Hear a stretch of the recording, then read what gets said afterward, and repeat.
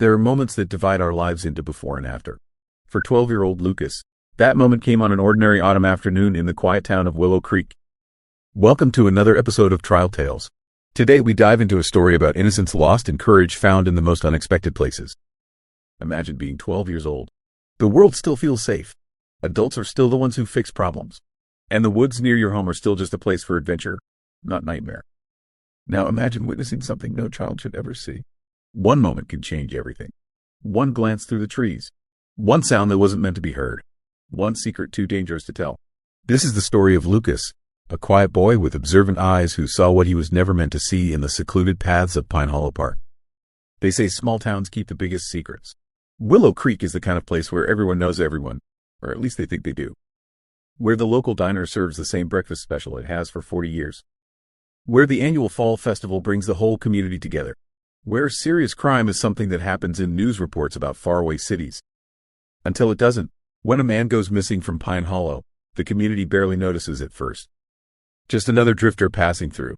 But behind the closed doors of the Willow Creek police station, Detective Sam Carver knows something isn't right. What he doesn't know is that the only witness to what really happened that day is a terrified child who's afraid to speak. Lucas carries the weight of what he saw like a stone in his chest. Each day the secret grows heavier. Each night, the images return in his dreams. The argument, the flash of metal, the sound that shattered the quiet of the forest, the lifeless body being dragged deeper into the trees, and the cold, calculating eyes that almost spotted him. The wrong man sits in a jail cell while the real killers walk free. A mother senses something deeply wrong with her suddenly withdrawn son. A best friend can't understand why his companion has gone silent. And somewhere in Willow Creek, dangerous men realize there might have been a witness that day in Pine Hollow. They're watching. They're waiting, and they'll do anything to keep their secret buried. As the leaves continue to fall in Willow Creek, time is running out. For Lucas, for justice, for the truth that must be told. This is a story about the terrible burden of knowledge, about the impossible choices we face when speaking the truth could destroy everything we love, about finding courage in the darkest moments. Stay with us as we unravel this chilling tale on Trial Tales. Pine Hollow Park sat at the edge of Willow Creek like a forgotten secret. Most days, the park was empty except for the occasional jogger or elderly couple walking their dog. But Lucas loved it there. The quiet, the solitude, the way the sunlight filtered through the trees, creating patterns on the forest floor. On this particular afternoon, the autumn air carried a chill, the kind that seeps into your bones and whispers warnings you can't quite hear. Lucas had come to the park after school, his backpack still heavy with homework he'd finish later. His mother Clara had the late shift at the hospital, and he promised to be home before dark. The worn path through Pine Hollow was familiar to Lucas. He knew every bend, every ancient oak, every clearing where the sunlight broke through the canopy. He was heading to his favorite spot, a fallen log near the small creek that gave the town its name. But he never made it there. The voices came first, harsh whispers that escalated quickly into heated words. Lucas froze, his sneakers silent on the carpet of fallen leaves. Something in those voices, the tension, the anger, told him to stay hidden. He crouched behind a thick bush, its branches providing perfect cover. Through the leaves, he could see two men standing in a small clearing about 20 feet away. Their postures were rigid, confrontational. Jake was the shorter of the two, his face pale with fear but his eyes defiant. His hand trembled slightly as he gripped something metallic. A knife that caught the dying sunlight and sent it scattering in brief flashes. "I told you I'm out," Jake was saying, his voice strained. "This wasn't what I signed up for. Damien's gone too far." Nate towered over him, muscular and intimidating. But there was something in his eyes Lucas didn't expect, a flicker of uncertainty as he eyed the knife. "You know how this works," Nate replied, taking a step back. "Nobody walks away from Damien's operation. Not alive, anyway." "I'm not asking permission," Jake said, his grip tightening on the knife. "I'm telling you, I'm done. The shipment comes in tomorrow, and I won't be there. Tell Damien whatever you want." Nate's face darkened. "You'll regret this. Damien doesn't tolerate betrayal. Threaten me again and you'll be the one with regrets," Jake said, advancing a step. The knife glinted again, and Lucas felt his heart hammering against his ribs. He should leave. He should run. But his body wouldn't move, paralyzed by the scene unfolding before him. "You think that little blade scares me?" Nate scoffed, but took another step back. "Damien will find you. He always does." "I'm not afraid of Damien anymore," Jake said, his voice steadier now. "I have insurance, information, names, dates, places. If anything happens to me, it all goes to the police." Something changed in Nate's expression then, a cold calculation replacing the uncertainty. "You're bluffing. Try me," Jake challenged. "Now get out of here before I decide your boss needs to find a new errand boy." The tension hung in the air like a physical thing. Lucas held his breath, afraid even the sound of his breathing might give him away. Finally, Nate turned and stalked off, disappearing into the trees. Jake stood there for a long moment, the knife still clutched in his hand, before exhaling deeply and sliding it back into his jacket pocket. Lucas waited until Jake too had left the clearing before he dared to move. His legs felt like jelly, his heart still racing. He should never have come to Pine Hollow today. He should never have heard those words or seen that knife. As he hurried home, faster than he'd ever moved before, Lucas couldn't shake the feeling that he'd glimpsed something he was never meant to see. A dangerous world existing alongside his own, hidden just below the surface of quiet Willow Creek. That night, Lucas barely slept. The confrontation played over and over in his mind. The knife, the threats, the names he'd heard, Damien, a person who didn't tolerate betrayal. A shipment coming in tomorrow. Insurance information that could go to the police. The next morning, Lucas was exhausted, dark circles under his eyes as he pushed his cereal around in his bowl. Clara noticed immediately. "Rough night, honey?" she asked, her paramedic's eyes missing nothing. Lucas shrugged, not meeting her gaze. "Just couldn't sleep." The local news was playing quietly on the kitchen TV. Clara turned up the volume as the anchor's voice became urgent. "Breaking news this morning from Willow Creek. Police are investigating what appears to be a violent assault in Pine Hollow Park. A man was found severely injured early this morning by a jogger. The victim has been identified as local resident Jake Mercer. He is currently in critical condition at Willow Creek General Hospital.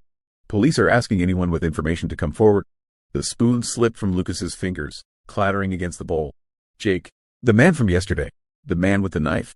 "Lucas, are you okay?" Clara's voice seemed to come from very far away. He nodded mechanically. But inside, his world was collapsing. The news report continued, describing how Jake had been found with multiple stab wounds, his own knife still at the scene. The implication was clear: a struggle, a fight gone wrong. But Lucas knew better. He'd seen Jake holding that knife. He'd heard the threats. This wasn't an accident or a random attack. This was a message from Damien, delivered through Nate. And Lucas was the only one who knew the truth. As he walked to school that morning, every shadow seemed to conceal a threat. Every passing car might contain the men from the park. Did they know he was there? Had they seen him? Were they looking for him now? For the first time in his life, Lucas felt truly afraid. Not the fleeting fear of a scary movie or a dark room, but a deep, pervasive terror that seemed to have taken root in his very bones. Because he knew something no 12-year-old should ever have to know. In Willow Creek, people who crossed Damien didn't just get hurt. They disappeared. Secrets have weight. They press down on your chest when you try to sleep. They hang from your shoulders as you walk. They sit in your throat, blocking words that need to be said. For Lucas, the days following the attack on Jake Mercer stretched into a week, then two. Each morning, he woke hoping the memory had faded. Each night, he closed his eyes only to see it all again: the knife, the threats, the news report. The knowledge that what the police believed had happened wasn't the truth at all. The breakfast table had become a battlefield of unspoken words. Clara watched her son push food around his plate. His appetite vanished along with his smile. 12 years of motherhood had taught her to read the subtle signs, the way he flinched at unexpected sounds, how he'd stopped looking out windows, his sudden disinterest in Pine Hollow Park where he'd once spent hours exploring. "I was thinking we could go for a bike ride this weekend," Clara suggested one morning, reaching across the table to brush a lock of hair from Lucas's forehead. "Maybe up to Miller's Point. The fall colors are supposed to be beautiful right now." Lucas nodded without enthusiasm, his eyes fixed on his untouched toast. "Sure, or we could do something else," she pressed gently. "Whatever you want. It's just been a while since we've done anything fun together." Lucas knew what she was doing, knew she was worried, knew she'd noticed the nightmares that left him gasping for breath in the darkness. But how could he explain? How could he tell her that a man named Damien was out there somewhere? A man who hurt people who crossed him? That Lucas might be next if he said anything? "I'm fine, Mom," he managed, summoning a smile that didn't reach his eyes. "Just tired from school." Clara's paramedic training told her when someone was in distress. Her mother's intuition told her when her son was lying. Both were screaming at her now, but she didn't push. "Not yet." "Well, the offer stands. Just let me know." At Willow Creek Middle School, the halls bustled with activity and normal teenage chaos. But for Lucas, it all seemed to happen at a distance, as if he were watching through glass. His grades were slipping. Teachers who once praised his participation now asked if everything was okay at home. Earth to Lucas. Miles waved a hand in front of his face during lunch. Did you hear anything I just said? The science fair project is due next week and we haven't even started. Miles had been Lucas's best friend since kindergarten. They'd built forts together, learned to ride bikes together, shared every secret, until now. Sorry, Lucas mumbled. Just thinking. You're always just thinking lately, Miles said, his frustration edged with concern.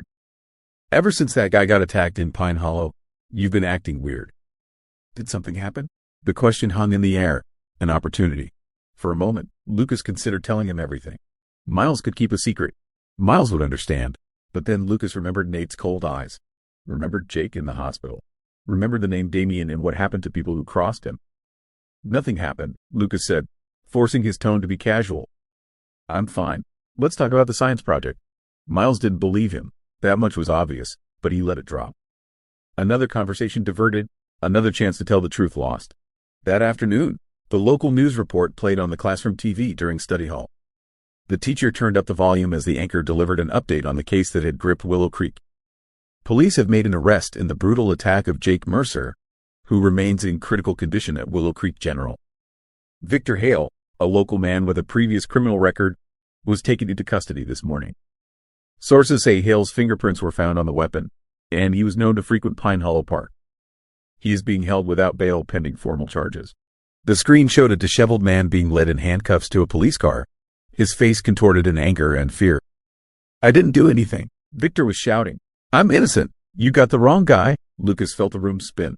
Victor Hale, a name he'd never heard before, a face he'd never seen, a man who hadn't been in the clearing that day with Jake and Nate.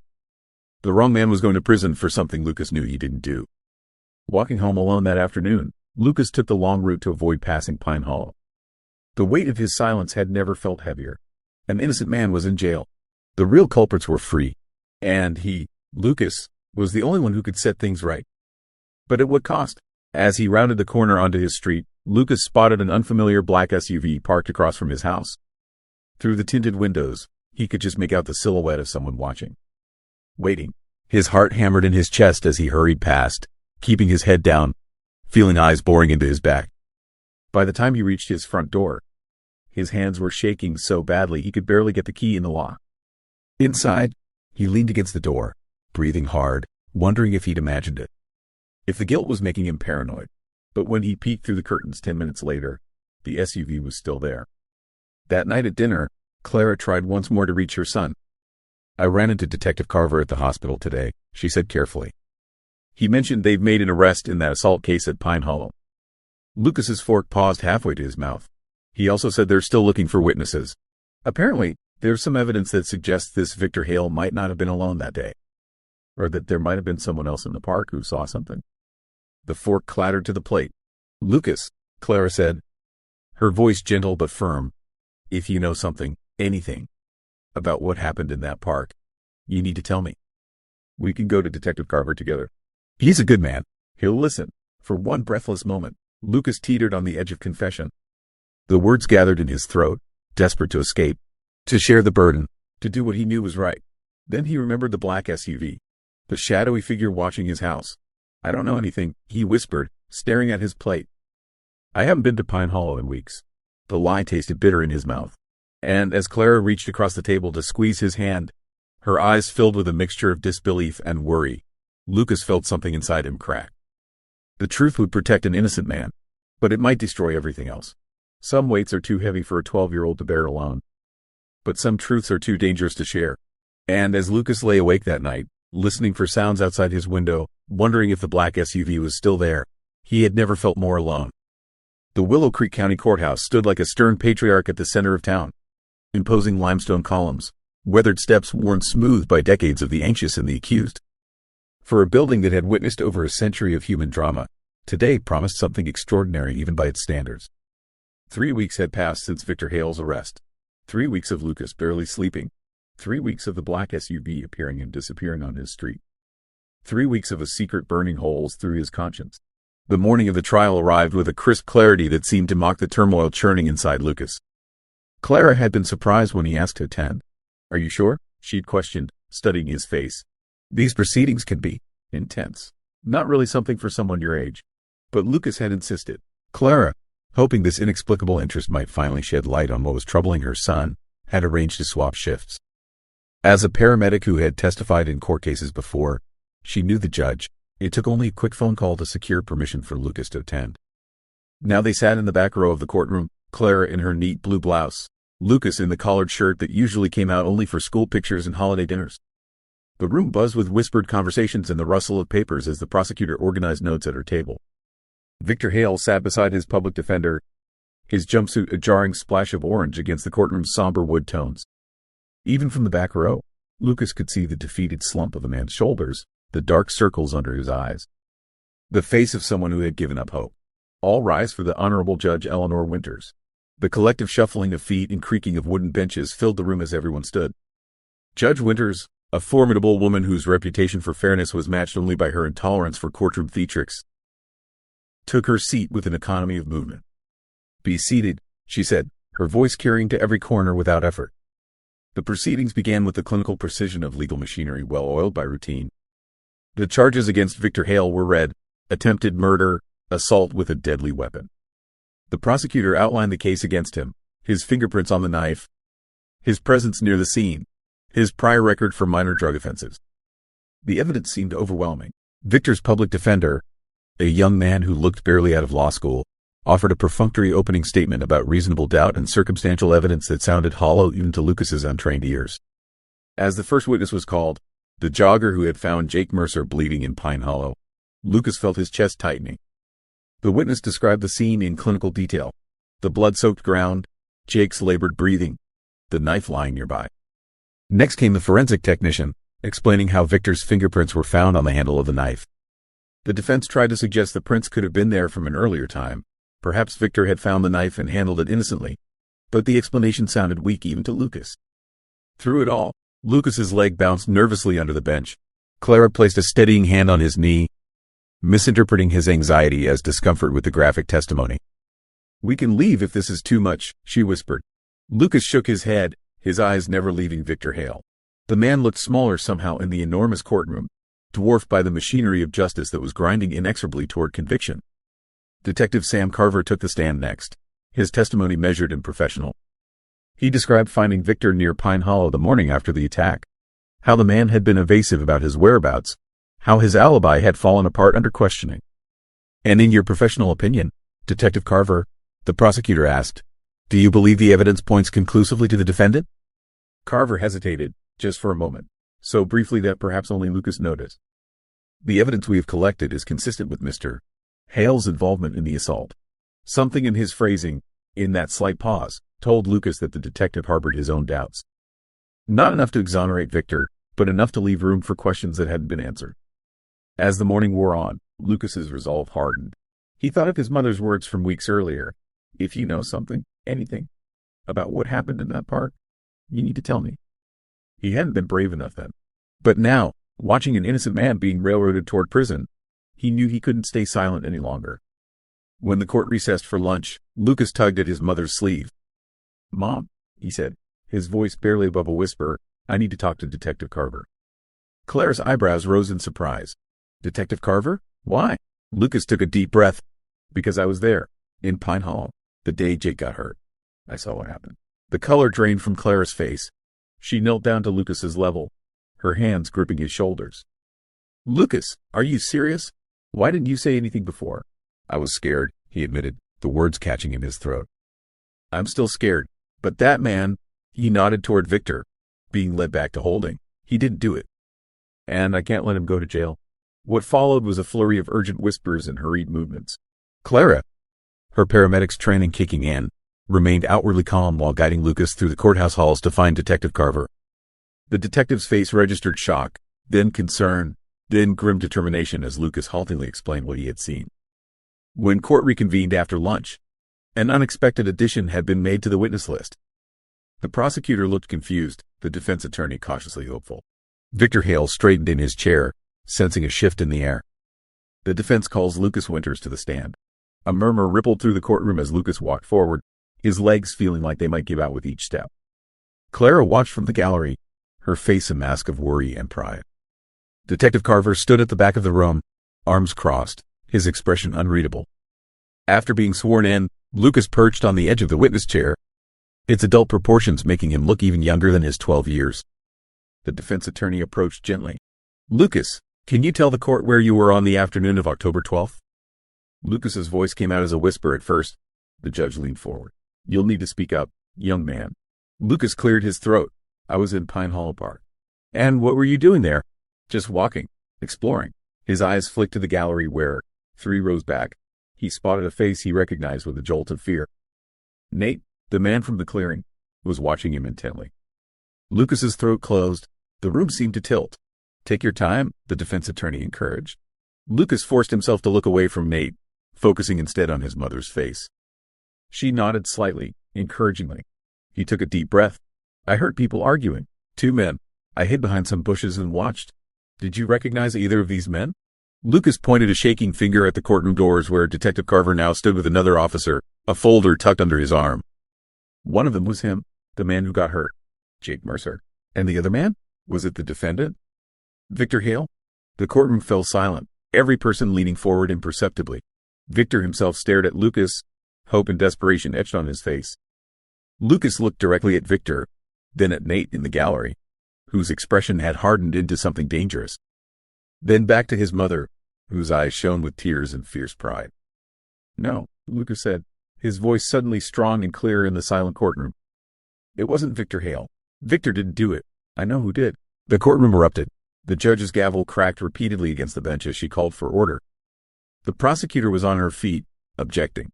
The defense attorney looked stunned by his own witness's bombshell. Victor Hale had collapsed back into his chair, hands covering his face. "Order! I will have order in this court," Judge Winters thundered. As the chaos gradually subsided, Detective Carver moved forward, requesting permission to approach the bench. He handed the folder to the judge. "Your Honor, in light of this testimony, I'd like to submit new evidence that has just come to our attention. A security camera at the edge of Pine Hollow Park captured this image on the day of the assault." The judge examined the contents, her expression grave. She passed the folder to the attorneys on both sides. The image was grainy, partially obscured by foliage, but clear enough to make out 2 figures in heated confrontation, neither of them Victor Hale. And at the edge of the frame, just barely visible, was the small figure of a boy crouched behind a bush. In light of this new testimony and evidence, Judge Winters announced, "This court will recess until tomorrow morning. Mr. Hale will remain in custody pending further investigation." She fixed Lucas with a penetrating stare. "Young man, you and Detective Carver will join me in my chambers immediately." Court is adjourned. As Lucas was led toward the judge's chambers, he passed by Nate, who was already being approached by 2 uniformed officers. Their eyes met briefly, Nate's filled with cold fury, Lucas's with the terrified relief of finally speaking the truth. Behind him, Clara was arguing her way past the bailiff, insisting on accompanying her son. The courtroom buzzed with shocked conversations. Reporters were already rushing for the doors, eager to break the story of the 12-year-old witness who had just turned the case upside down. No one noticed the well-dressed man slipping quietly out the back of the courtroom, pulling out a phone as the door closed behind him. "We have a problem," he murmured into it. The boy talked. "Nate's been made." On the other end, Damien listened in silence, his mind already calculating how to contain the damage and what to do about a 12-year-old boy who had just become the most dangerous threat to his operation.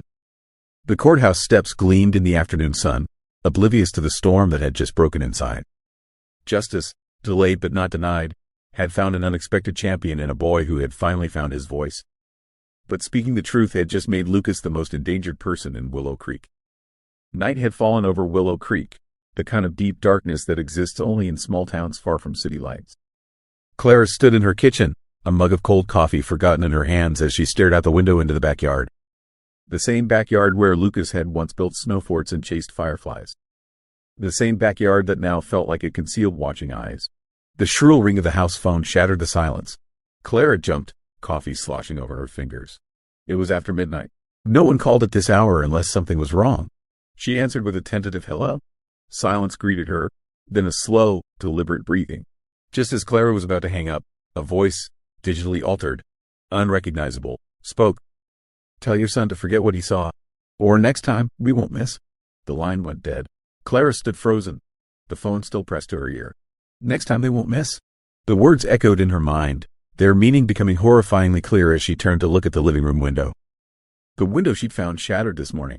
The brick that had come crashing through it, missing Lucas's head by inches as he sat doing homework. The brick they'd assumed was just neighborhood vandalism. Upstairs, Lucas lay awake, his phone clutched in his hand. The text had come an hour ago, from an unknown number. "We know it was you in Pine Hollow. We know where you live. We know when you're alone." He deleted it immediately, as if erasing the words could erase the threat. But they remained burned into his memory, alongside the image of that black SUV that had been parked near his house for days now. They knew. Somehow, they knew he'd been there. That he'd seen what happened between Jake and Nate. That he was the loose end in their perfect crime. The sound of his bedroom door opening made Lucas sit bolt upright, heart hammering. But it was only Clara, her face pale in the dim light from the hallway. "Mom," he whispered, sensing immediately that something was wrong. Clara sat on the edge of his bed, taking his hands in hers. "Lucas, I need you to tell me the truth. Were you at Pine Hollow the day Jake Mercer was attacked?" The question hung in the air between them. Lucas felt tears burning behind his eyes, the weight of his secret suddenly unbearable. "How did you know?" he finally whispered. Clara pulled him into her arms, holding him tightly as if she could shield him from what was coming. "Someone just called. They threatened you. This isn't just about what you saw anymore, Lucas. This is about keeping you safe." Morning found them in Detective Sam Carver's office, the blinds drawn against curious eyes. Sam was a tall man with kind eyes that contrasted with the hard set of his jaw. He'd been with the Willow Creek Police Department for 15 years and had never seen anything like the case that was now unfolding. "Start from the beginning," he said gently to Lucas. "Tell me everything you saw in Pine Hollow that day." Lucas glanced at Clara, who nodded encouragingly, then took a deep breath. "I was in the park after school. I heard voices arguing and hid behind some bushes. There were two men, Jake Mercer and another guy he called Nate. Jake had a knife. He was threatening Nate, saying he was out, that he wasn't afraid of someone named Damien anymore." Sam leaned forward, his expression intensifying. "Damien, are you sure that was the name?" Lucas nodded. "Jake said he had insurance. Information that would go to the police if anything happened to him." "And then what happened?" "Nate left. Jake put the knife away and left too. That's all I saw." Sam sat back, his mind clearly racing. "And you're certain the man they arrested, Victor Hale, wasn't there?" "I'm sure," Lucas said firmly. "It was just Jake and Nate." Clara squeezed Lucas's hand. "Someone threw a brick through our window yesterday. And last night, I got a threatening phone call. They know Lucas saw something." Sam's expression darkened. "I'm putting a patrol car outside your house. No one's going to hurt either of you." As they left the station, Lucas couldn't shake the feeling they were being watched. The black SUV was nowhere to be seen, but that didn't mean they were safe. Back at home, Clara double-checked the locks on every door and window. The patrol car Sam had promised was parked across the street, its presence both reassuring and a reminder of the danger they now faced. "What happens now?" Lucas asked quietly as they sat at the kitchen table, the midday sun doing little to warm the chill that had settled over them. "Now we trust Detective Carver to do his job," Clara said, trying to sound more confident than she felt. "And we stay vigilant." The hospital room was quiet except for the steady beep of machines. Jake Mercer lay still, his face bruised almost beyond recognition, tubes and wires connecting him to devices that kept him alive. The doctors weren't sure if he would ever wake up. Sam stood at the foot of the bed, studying the man whose attack had set everything in motion. A man with a criminal record. Yes, but not a violent one. Small-time drug possession, petty theft, nothing that explained the kind of enemies who would do this to him. "Detective Carver?" Sam turned to find a nurse standing in the doorway, holding out a sealed envelope. "This was left at the front desk for you." The receptionist said a man in a baseball cap dropped it off and left immediately.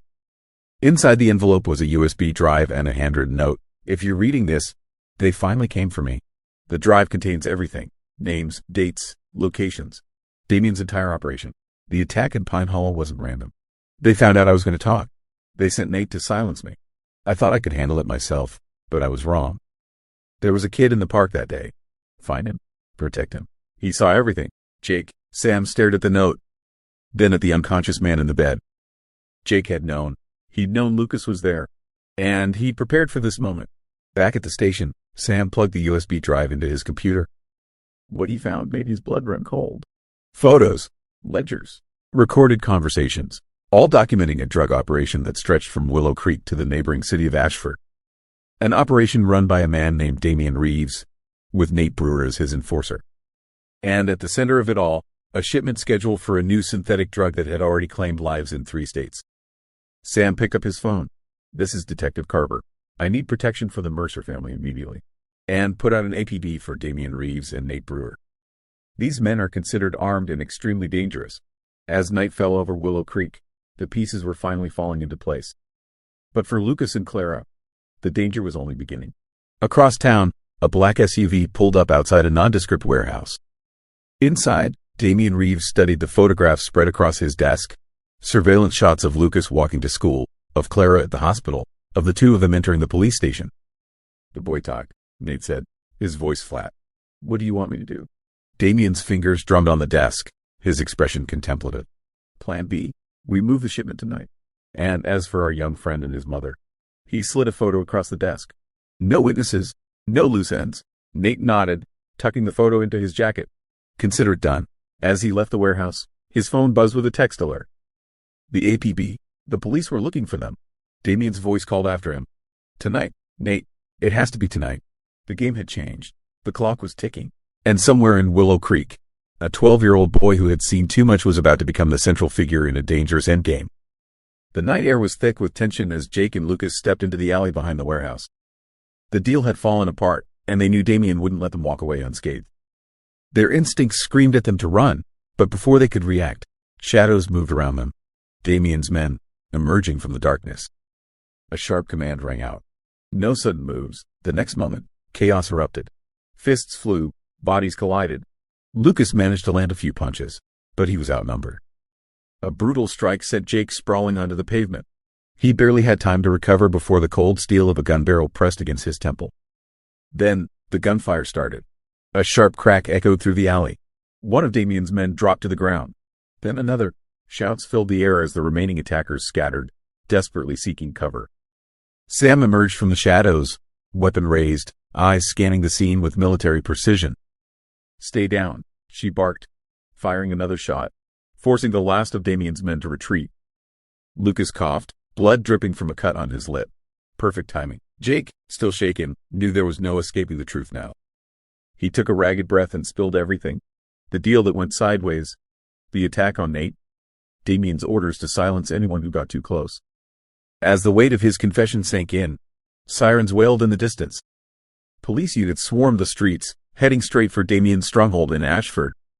Officers stormed the compound, catching Damian and Nate off guard. Resistance was futile. Within moments, Damian was on the ground, hands behind his back, his empire crumbling around him. Nate tried to flee, but a well-placed tackle from an officer brought him down hard. The betrayal in his eyes was unmistakable. He had trusted Damian, and now they were both going down together. As the dust settled, Jake exhaled shakily. "It's over." Sam holstered her gun. For now, Lucas watched as Damian was shoved into a police car, his reign of fear finally coming to an end. The battle was won, but scars remained. They always did. As the city lights flickered against the night sky, the truth had finally come to light. And this time, justice had prevailed. The morning sun painted Maplewood in golden hues, a stark contrast to the chaos of the past few days.